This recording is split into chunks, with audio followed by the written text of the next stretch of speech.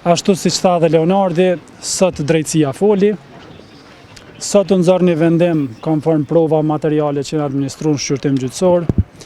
u shqiptun 2 dënime me burgim të përjetshëm dhe një kuazi dënim me burgim të përjetshëm, edhe pse si i tillë nuk parashihet me kod, pasi që ishte vetëm në kohë zgjatje prej 30 vitesh, por që duke pas drejtën që ta apelojmë edhe në gjykatën e apelit konform lartësisë dënimit, konsiderojmë që do të bëjmë edhe ankesë,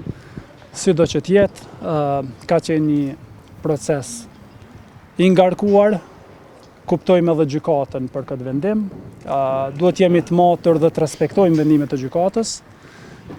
t'i pranojmë si të tilla dhe të ushtrojmë mjetet juridike që kemi në dispozicion. Ju falenderojmë gjithë medjave, popullit gjithë shqip folesa në mbanë dhe përtej vendeve shqip folese, pasi që mbështetja nuk ka mungu deri tash asnjëherë.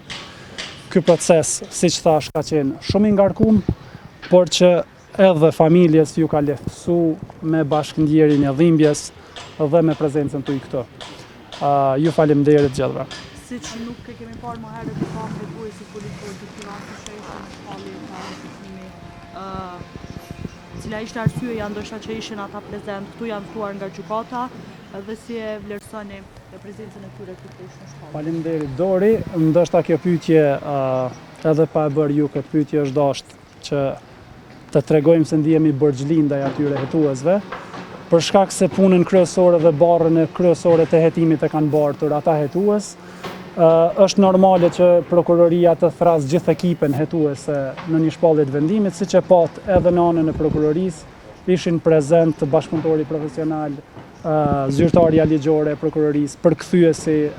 nga gjuha serbe dhe zyrtar tjerë nga prokuroria. Hetuesit në këtë rast janë pjesë e stafit të prokurorisë dhe konsiderohen si të tillë. Të njëjtit kanë dashur që të shohin edhe frytet e punës së tyre të palidhshme, të cilat në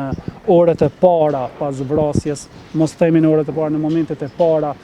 janë përgjigjur me gatishmëri maksimale, ku kanë qenë aq të aftë dhe aq reflektues ndaj rastit, sa një rast i cili është lajmëruar